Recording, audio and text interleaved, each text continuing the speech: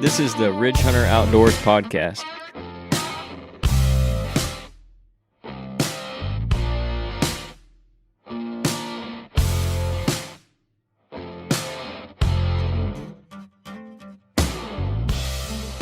Hey, this is episode 15. I'm Canyon Clark here with Nate Burgess and Scott Clark. Today we're going to be covering an article by Dr. James Kroll called Winterize the Herd. It's out of North American Whitetail, the winter edition. So we'll be talking about that. He's really talking a lot about, mostly about winter cover and how important that is and how often he sees that missed in management plans and whatnot. So we'll be talking about that. Before I get into that, though, I did want to mention, if you guys haven't, check out the new website. I normally do this stuff at the end, but I want to make sure you guys don't miss it. We're giving away a consultation, too. So we'll be doing a free consultation for somebody. Go to ridgehunteroutdoors.com. There's a tab on the top menu. Consulting and management services, I believe, is the tab. Go to that, go all the way to the bottom, fill out the get a quote form, put consultation giveaway in the service requested box, and that'll get you entered. And then just for entering, we'll offer you some special pricing on a consultation if you decide to go ahead and get one, even though you don't win. So, but there's no cost to it. Won't cost you anything. Just go there and sign up, and you'll get entered to win a free consultation. So we come out and talk about the property with you, walk it, see it for ourselves, and then come up with a plan, give you a map and some notes on what to do and all that stuff. So go check that out, guys. It's the new website. We've kind of redesigned the whole thing, so now we're more focused on just the management side of stuff. We will still have, eventually, when we get to that point of having a storefront, we'll still have an archery section of stuff where you guys can get stuff. Or you can send me a message on Facebook, send us a message, Ridge Hunter OD. If you want something, you can't find it anywhere else, shoot me a message. I'll see if I can find it for you. So that said, we'll jump right on into today's episode, and I want to start with Nate's camera update, because I haven't been in the field, and Jeff's not here. I know he went a couple times. He went one time. He said he saw a few deer out in a cut cornfield, had a small buck come out pretty close, but nothing worth shooting, he said. So I don't know if your camera's kind of been the same. Yeah, not too much activity, not near as much activity as I had, of course, in November. A few does, few fawns, and I think there's 2 or 3 younger bucks fairly consistently coming by. They're working a scrape on the way out to a licking branch anyway, on the way out to a big winter wheat field. They're down in a low spot there. That's where they normally come in and out to get in down there. You can't see them from the road or anything down there. So they're still moving around fairly regularly in the daylight, but these aren't big deer. 120, 130 inch 8-pointer maybe. Right. Whatever's left over. Probably. Yeah, and I do think he's the most mature buck in the area, based on everything I've been seeing. I mean, it hit him pretty hard this year. Yeah. What about with the shop? Any decent deer coming in? I know the numbers obviously are dwindling, but no, we haven't seen anything. Just does trickling in. A couple of young bucks. Probably wouldn't even go 120. This guy's either cleaning up their tags or cleaning up their herd or whatever they want to do. Yeah. Yep. I did see, I think we talked about it last time, one of our buddies that we're eventually going to have on the podcast shot a pretty nice buck. Ended up scoring in the 170s. He shot him and didn't find him. They actually recovered that deer. So that's been a couple weeks ago now. That was the last big deer I know of in our circles that has been shot. Not to say they aren't still out there and you can't still find them, but I think like you're talking about that winter wheat, those kind of places, if you got the brassicas that are still out there, that's the place to find them right now. But that said, we're going to go through this article now, I guess by Dr. James Kroll. It's called Winterize the Herd. I'll start here with his intro. He says, I'm still amazed how much interest in whitetail deer management has grown since I began my career in 1973. Yet, I'm even more amazed how, after thousands of outdoor articles and programs, there remains a general lack of understanding, even among some professionals, as to just how complex deer management really is. First off, on that thought, I think a lot of that has to do with the number of those articles and programs he's talking about having misinformation in them. So sometimes too much information is a bad thing. But anyway, he goes on. While every property is different, and thus there is no universal management strategy, I learned long ago that the management communality is that you must find out what the limiting factor is on your property. Note, that's singular, as in the number one limiting factor. Perhaps one of the most common and least understood is winter thermal cover, and that's what I wish to discuss in this column. So he's going to be talking about, like I said, winter thermal cover, how it differs from cover the rest of the times of the year. I know we've talked about it before. There are different summer and fall patterns and the reasons for that, but he's going to get in a little more in-depth about that. First, though, he kind of defines what he means by limiting factors. He goes on to talk about some agriculture stuff and where whitetail wildlife management kind of developed out of that. He gives a good example by this scientist he mentions in here. His last name, I believe, is Liebig. He says he came up with a clever way to illustrate the limiting factor point. He used to use a drawing of a wooden barrel with some staves that were shorter than others. Some cause the barrel to lose water, but only the shortest ones cause the most damage. So if you think about a wooden barrel and not all the pieces come all the way down, the shortest piece is where that's going to leak the most water out of. So if you can fix that one piece, you might still have some leaks in other places, but it's not going to be near as bad as it was if you focus on that one piece and fix it. And that one piece being your number one limiting factor of keeping water in the barrel, or in this instance, keeping deer on your property. So he says, is winter thermal cover lacking? Every study we have conducted in almost 5 decades, plus those of many other scientists, point to energy being one of the most limiting factors for whitetails. Satisfying energy demands involves 2 activities: finding foods with high digestible energy, then conserving energy use through times of scarcity. In North American Whitetail's next issue, I'll discuss the importance of digestible energy, but let's look first at how deer conserve energy. So we might come back to this when they come out with their next edition and talk about his next article on digestible food, because I don't remember if we talked about that during the podcast last time or after. We was talking about certain things they can digest better than others once the temperature turns off it gets so cold and all that. So that might be interesting to go over, so we may hit that one next time. But he continues here. He says, they do so in several ways: reducing activities that unnecessarily burn up stored fat, and reducing exposure to adverse climatic conditions. That is where cover often becomes critical. So right there he's talking about basically the 2 things. The biggest limiting factor being energy for deer, right? And then the 2 biggest things you can do for deer, which is food and cover, which when we go to property consultations, or when you look at your property, those are kind of like the 2 biggest things on the hierarchy. Food first, and then cover. And what your neighbors have. So if you have one without the other, then you'd look at doing the other. If you don't have either of them, I'd put in food first, then maybe come back and see what's going on, what changes with the food, because every time you do anything, it's going to change something. Oh, yeah. So come back in after you do that and then look at the cover, or vice versa. If you've got good food already and you're not holding deer, well, look at your cover situation. And we'll get into here about some ways you can do that. But we just talked a little bit before, Nate, on your property, kind of where the deer are going and why they're going that way.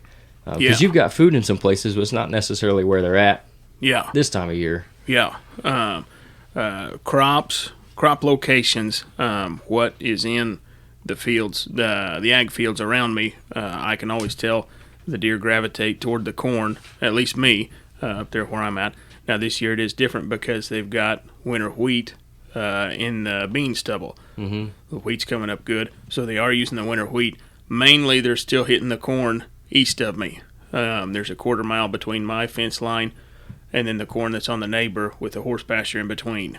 Now their horse pasture, there's some thick fingers on brushy hillsides and stuff that branch out in there that lead down to the creek bottom coming off of my ground. Traditionally in the winter, all those deer are going to be down in my creek bottom and then over on the neighbor where it runs over onto them. And they'll stay down there because there's a big hillside, a big east-facing hillside, honeysuckle all over it. They're going to lay in that honeysuckle.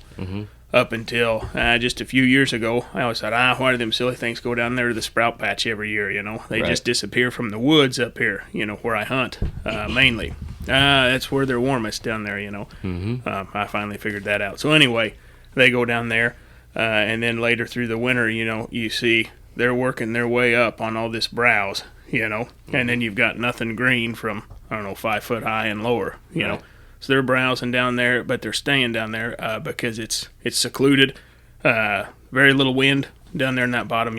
That's where they can stay warm easiest. Mm-hmm. And those, well, both of those things you said, like where they gravitate towards the corn, and in that cover, conserving energy and gaining energy, because corn is carbohydrates. Yeah. And that's where energy comes from. So they're going to go hit those carbs to get energy for that cold weather. Yep. And then go hole up where the wind's not going to hit them. Yeah. Down in that honeysuckle, those thick spots on the bottom of that creek. Yep. Those fingers in that horse pasture I was talking about, that's they'll come anywhere down in that bottoms, and they'll just use those fingers, and they'll slip right out in that corn. It's perfect for them. Yep. And then if the corn's on the other side of me, a lot of times they'll be staying in my deepest little pockets over there. It's not near as nice as what I'm saying they're staying in now. Mm-hmm. It's a quarter mile away. Not near as nice of a draw, but they will stay over there if the corn's over that way. Mm-hmm. So back to the article, he says there are two types of cover, thermal and escape. And there are two types of thermal cover, summer and winter. Summer cover mostly involves areas with a light overstory of tree canopies and low understory vegetation allowing the wind to blow through. Winter thermal cover, on the other hand, is made up of areas with a dense overstory canopy and higher understory vegetation. The tighter canopy reduces the amount of rain and snow reaching the ground during colder times, and the higher understory prevents the cold wind from passing through. Conifers provide the greatest winter thermal cover benefits, while hardwoods do not. So, right there, he kind of makes the distinction between the two in the summertime and the wintertime, for obvious reasons. In the summertime, they want it more open because it's hot, and they've still got to wear a fur coat all year long, so they want somewhere where the wind can move through. Another thing to take into consideration for the bucks is when they're in velvet, their antlers are a lot more tender, so they don't want to be in that high stem count stuff where they're banging their antlers on everything all summer long. And then when they do finally shed that velvet, well, that's when they want to be doing that stuff. And the rut comes around, they're leaving their scent on everything. So that's another reason they want a higher stem count in the fall and the winter, is for their antlers and where they're at in development and all that stuff. So, and then he says conifers are kind of the greatest winter thermal cover, which makes sense because you think about it, most of the time they've still got their green. They're still green in the wintertime. So you have a lot of overstory and understory just from them alone. You do have to have, at some point, some sunlight come through to get the understory he's talking about. So there's some open pockets within those conifers or whatever it might be, softwoods, which you're not necessarily going to find in the hardwoods unless you've got an area that's been logged recently where it's really opened up the canopy. In that case, it's probably going to depend on what your neighbor's cover looks like, because if they've got something good like the evergreens or pine trees or whatever, they're probably going to be there rather than your real open hardwoods, even though there's a lot of ground cover, because there's not as much cover on the overstory, so the rain and snow still all falls in there. If there's nothing like that on your neighbor's property, maybe that's a good place where they're going to be, because you do have at least that understory, which I think, in my opinion, from what I've seen, the understory takes precedent over the canopy. It seems to be that way anyway for me. I don't know what the sprout patch, as far as like the canopy is, if there is any. Yeah, not much. It's all junk trees for the most part.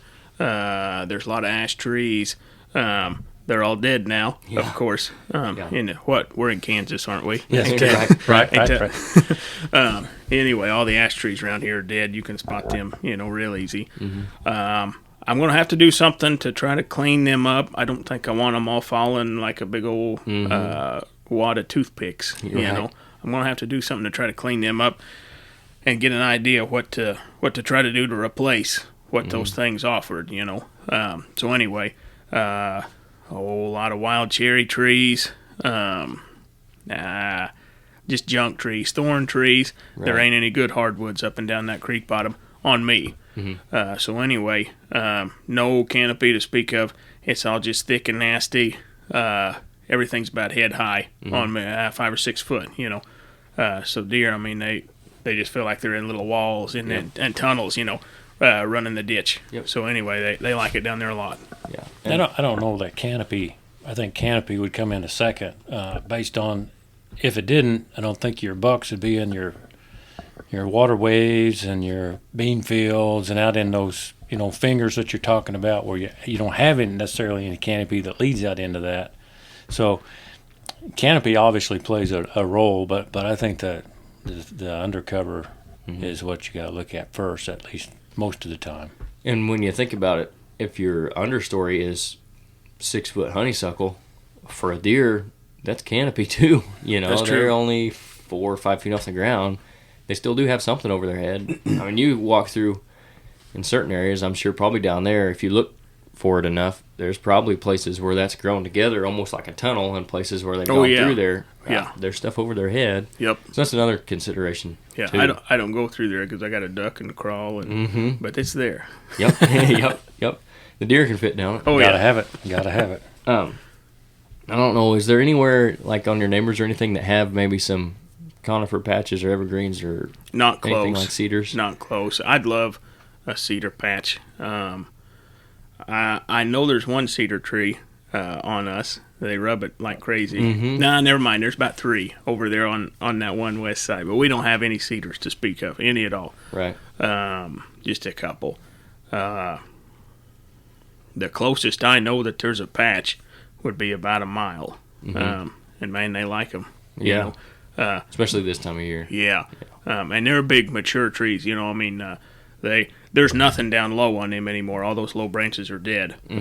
Honestly, they're probably mature enough. That understory is not there. Yeah, they don't have it's that not. cover anymore. Yeah. So they're probably on the edges of all that, you know, because you never see them out in it anymore Right. like you used to when they were, when I was a little guy. You know, you could just barely see in there and you'd see the deer.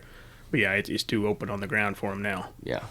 You know, I think Jeff's hunting there around one of those patches now, or at least part of the time. He talks about deer going in and out of there, and he thinks the needles and stuff, the undercover, the ground cover, actually retains a little more heat than It absolutely does. just so. I can believe that. Now, these are, from what I can tell, these are fairly mature They're trees. pretty mature. There's not a ton down low, but there's enough, and there's quite a bit of deadfall in there. Yeah. So It's not there's- like wide open, Yeah. but it's fairly open. It's not wide open, and they're moving through there. At least now, I don't know that he's hunted it enough or scouted enough, got enough pictures to really pattern anything because this is his first year there. But yeah, he thinks that heat makes a difference on what they're doing. Yeah, just there at the cabin as you're walking out on the drive, there's those 2 great big cedars at the end. If you're walking down there of an evening, like after the evening hunt, you can feel like a change in temperature from the ground just walking past those 2 trees where all the needles are on the ground. It's amazing how much heat they hold if the sun's been shining. Yeah. Yeah, it's like you'll be walking through there and hit kind of almost a little warm spot just where it's retaining all that heat. Yeah. I don't know what it is about them, whether it holds the ground heat, absorbs the heat from the sun, or what it is, but you can definitely tell a difference. So Yeah, and that's just a couple. Yeah, nice it's just size. 2 of but them. It's 2 of them. So Yeah, I think there's definitely something to that.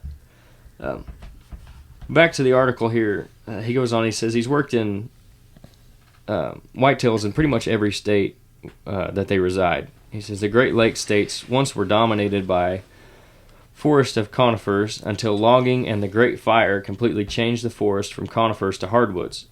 It says surprisingly, most residents of these areas think the massive stands of oaks, maple, poplar, and hickory are natural, but they're not. Yes, there are still some residual white cedars wetlands, but many of these have disappeared under modern forest management. The change in forest composition led to deer migrating to conifer cover, serving as a yarding habitat.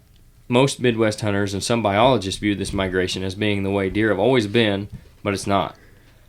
He says he talks about some a project they did at the Grand Rack Hunting Club,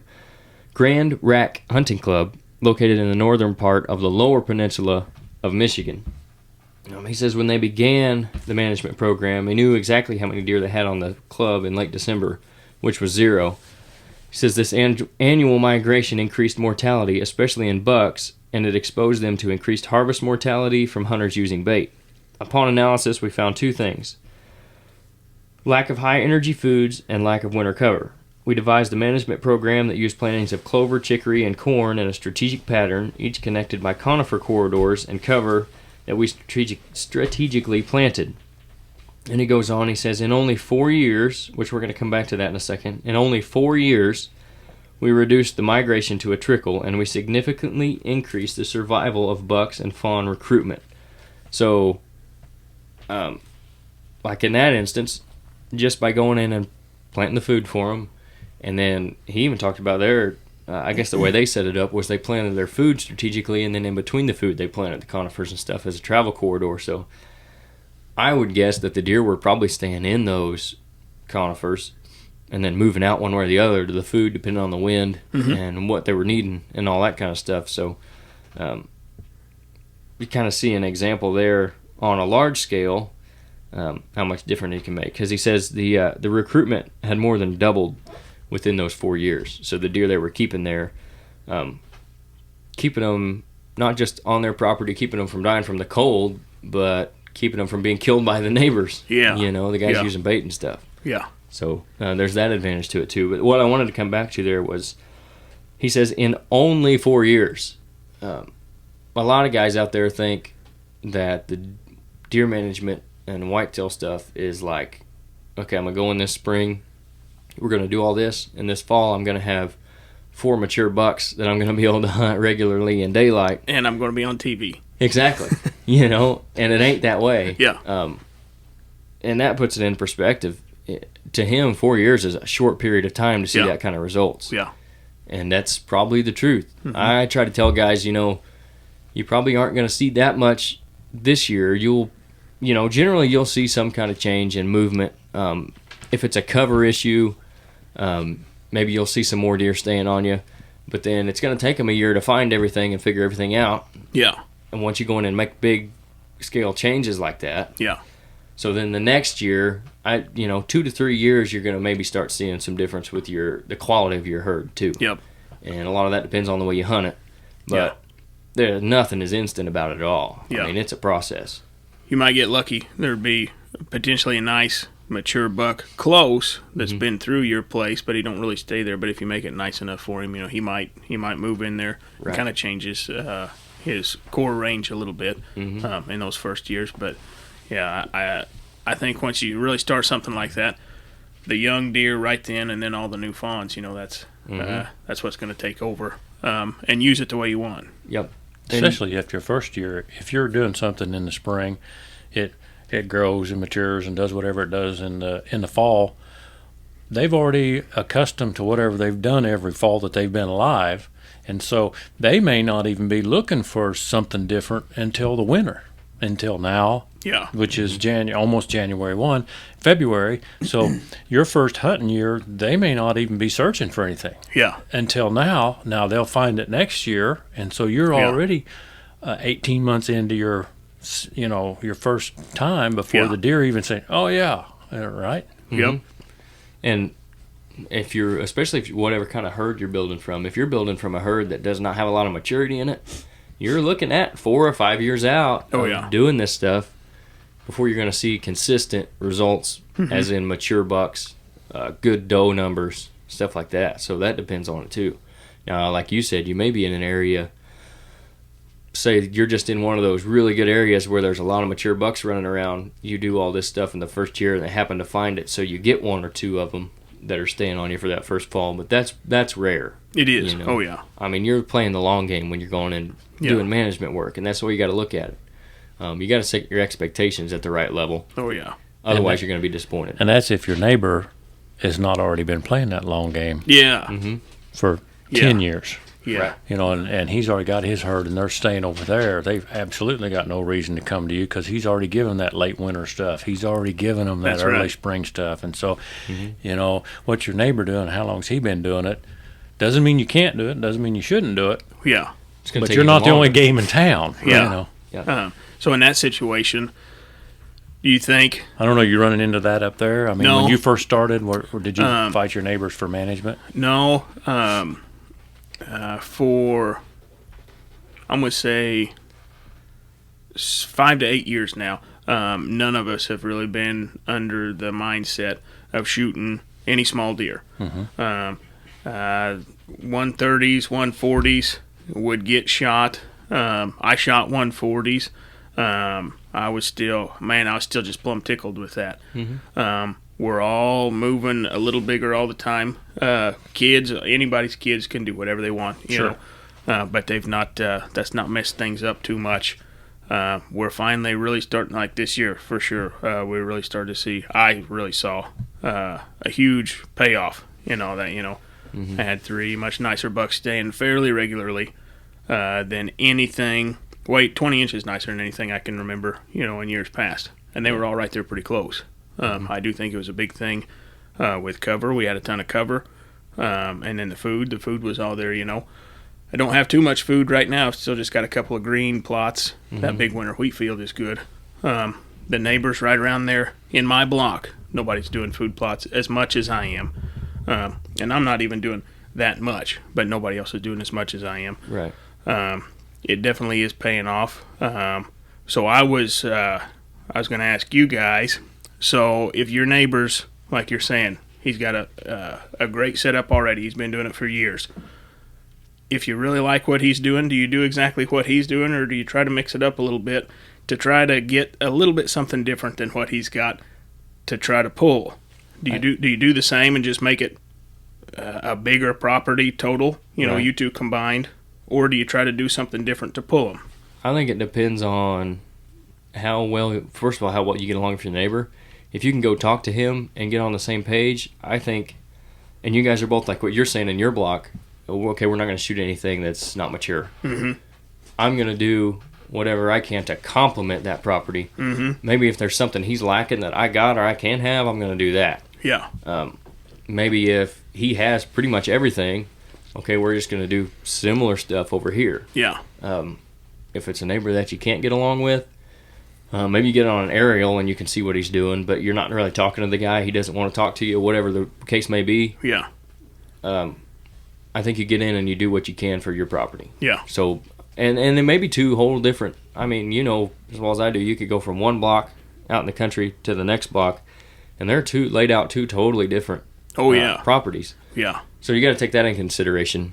Yeah. What's best for your piece may not be what's best for your neighbor's piece, but in the case where you guys aren't communicating, I think you go in and do your thing and then adjust as you go. Yeah. So if you go in and see one guy we actually did some work for was concerned about his neighbor because he's got 3 or 4 or 5 pretty big sized food plots.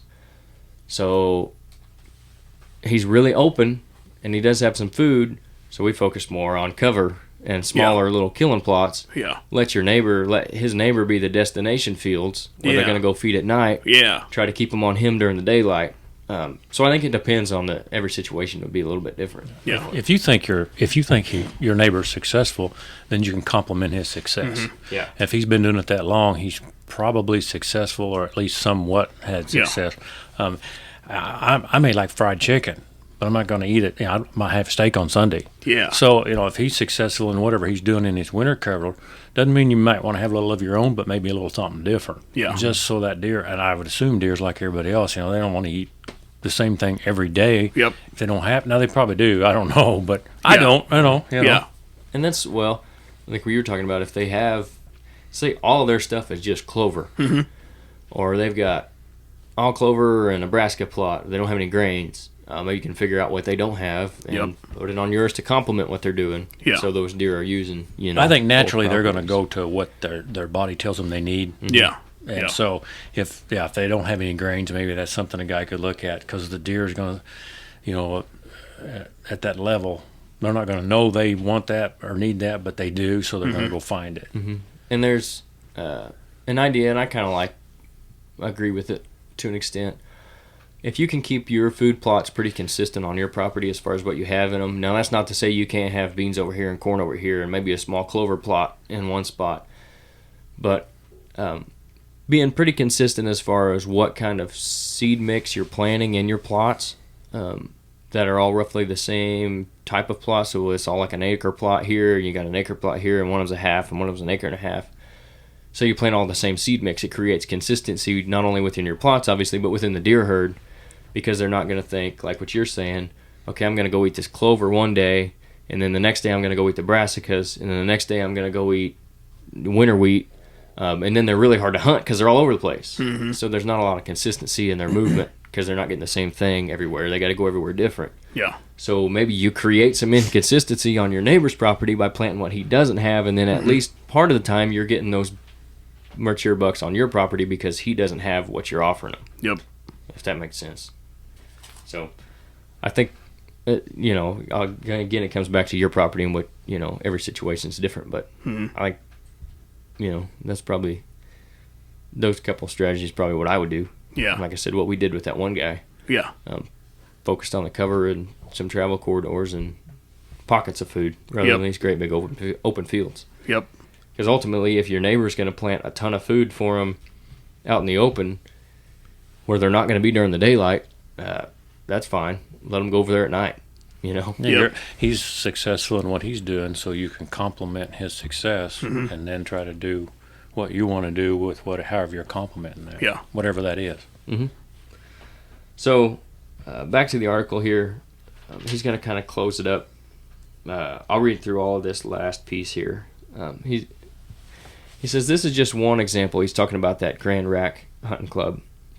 Just one example of improving the productivity and health of a deer herd. So, how can you put this to work in your hunting territory? First, obtain a recent aerial image of your land. This cannot be any easier today. In general, there are two types of aerial images available: leaf on and leaf off. These terms mean the image was either taken when the leaves were on the trees or when the leaves were off in the winter. With the leaves gone, you can see clearly how much conifer habitat you actually have. Note, if you have less land, do the same thing and see what your neighbors have to offer the shared deer herd. Also, look for obvious travel corridors that may be enhanced to connect thermal cover to food sources. The further south you go, the faster conifer plantings will grow, making return on your investment in time and money faster than in the north.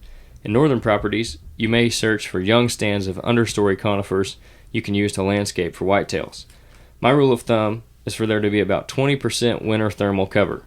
Good deer management involves analyzing each property for the things it provides and those it does not. Then you must decide which one is the most limiting and use a little common sense to figure out how to reduce the impact. So, it kind of wraps it up a little bit like what we were just talking about. Finding out what you have, what you don't have, and then going from there. And the aerial thing, he says it can't be any easier today. It can still be tough, I think. You're somewhat limited as to what aerial pictures you can have to either what's on Google or Onyx or Hunt Maps or Hunt Stand. Some of them aren't too recent. Right. And I think it's probably it's hard to say that you can definitely find one where it's been in the wintertime or the summertime. But if you can do that, that'd be a really good way. Yeah. If you know someone who's got a drone. Yeah. For sure, a drone. That'd be You the way could to go up and do that. I know the Google Earth picture for, say, over around Mount Erie. That was taken when the floodwaters were out, and it just looks like a lake. Yep. Everything looks like a lake. Doesn't do you any good. Yeah, not really. Nope. Right. And then I was going to say, like the Google Maps image, when I went out west to do some hunting, I was doing scouting on that. And the Google Maps image was taken at a different time than the Google Earth image. Yeah. I think the Earth image was in the wintertime and the Maps image was in the summertime. So it was like you could see a little bit of difference in there and what you're getting into. But so maybe that's something you check out too. But obviously, if you have access to it, the best way to do that would be, like you said, a drone. Yeah. You could get out there right now with all the leaves off. You're going to get a really good picture of what you got going on. And like he's talking about, you'll be able to see how much winter thermal cover you actually do have. Because walking around at our eye level or whatever, depending on how your land lays and all that, you may be looking around and think, it looks pretty thick in here. And you get up top and see from the top, and boy, it's just open. Yeah. And then from a deer's perspective, it's even different still because they're lower to the ground and all that. But there's actually the same property I talked about before that I can't do much with. It has zero cover on it for wintertime. The only wood in there is hardwoods, so it's real open. There's a little bit of like the buckbrush and stuff in there, but not a lot. So they use it in November when they're running through the rut, a little bit early season, just traveling from feed field to feed field or whatever. But this time of year, not only do the deer get spooky from gun season and kind of run off, but in the late winter, boy, depending on what crops out there, it gets tough because they just don't stay there. Yeah. They go to the neighbors. They got a lot of really thick, kind of like what you're talking about with the sprout patch, younger timber, some thick honeysuckle stuff. Yep. I think a tornado went through a few years ago and ripped up a bunch of their stuff, so it opened it all up, and they got a lot of understory in there. So depending on what crops out there, you may get a herd of does come out and you can shoot a couple does. But as far as the mature bucks go, they're just not there this time of year because it's so open. Yeah. So I can definitely see that, as opposed to like at the cabin, there's not, I mean, less than the 1% probably of the trees out there are mature timber, less than 5%, you know. It's a lot of autumn olive stuff, honeysuckle stuff, tons of winter cover. So I think there's probably more chance of a mature buck staying on that 10-acre piece as opposed to one staying on that 160-acre piece. After hunting season. After hunting season, you know. Which is not bad. It's not a bad thing. Right. Yeah. Especially the gun season pushes them on there. So definitely go check out your property and what you got going on there. If you can't find it on the Google Maps or something, you can get pretty good recon right now from just going and walking around. We got 2 weeks left in the season, but as soon as that season's over, you can do some shed hunting. And while you're doing that, you can look around and get an idea of what you got going on. Yep. Right now is the best time of year to see because all the green stuff's off. Yeah. You can really see what you got as opposed to trying to walk around in the spring or summer where you can't see 30 feet. Yep. You've just had a whole fall and an early winter of them using a place. You can see exactly what they've been doing. Exactly. What they're Not doing a lot right of poison ivy out there right now. Yeah. I've already got buddies sending me pictures of bucks have dropped horns around here. Not many, but a few. Yep. And that's what you just said there, too. The sooner you can get out after the season's over, the more recent that sign is going to be from the hunting season. Yeah. Because when you go out there like in June, July, August, most of that sign's their summer pattern. Yep. Which is going to change. Yep. You can get out there now in the late winter, you know, February, end of January, February, even beginning of March. You're still going to be able to see that sign they were using in the fall. Yeah. Which is going to be way more useful to you than what they're doing in the summer because you can't hunt them in the summer anyway. Yeah. You know. Yep. You can differentiate fresh rubs right now versus rubs that they made October, September, you know. Yep. Yeah, it'll kind of show you where they've been, where they're at now. Mm-hmm. So there's a lot of benefit to that, just getting out on your property. Don't think just because the hunting season's over, you just forget about it for a year. Go back in October. And again, this is even stuff that you can't do a lot with it right now, but here in the next couple months, you know, it's coming up fast. This is stuff. This is planning time. So you start getting your plan put together now, thinking about this kind of stuff for next winter. You can see right now what you're lacking this winter, what went wrong this winter, and think about fixing it because the springtime's the time to fix it. So put your plan together now, go out there, see what you got. Think about this winter thermal cover. Do you have it or do you not? Do you have food for him in the wintertime or do you not? Like I said, we'll probably hit on that when he comes out with his next article because I like reading his stuff. He's pretty good. I think we've done one other one by him. So that would be pretty good too. We'll talk about that a little more in depth probably. But get out there and put your plan together, and then in a couple months we'll be ready to put the plan into motion. So we're going to be talking about that stuff more too as we transition out of the deer season. We'll be a little less on the field reports and stuff, and we'll get into more of the management stuff and what to plant, when to plant it, why to plant it, the cover, all that good stuff, travel corridors, making those and all that. Maybe get into some predator hunting stuff, what you can do in the summertime to, you know, get ready for the fall again next year. So we're kind of in a transition period right here. And we got 2 weeks left, so don't feel like you're out of time to go out there and get it done. But it's winding down. So we're moving into the management time, which is, to me, kind of almost as fun as the hunting part. You know, getting out there and putting everything together. Yep, that starts you getting ready again. That's right. So thanks for listening, guys.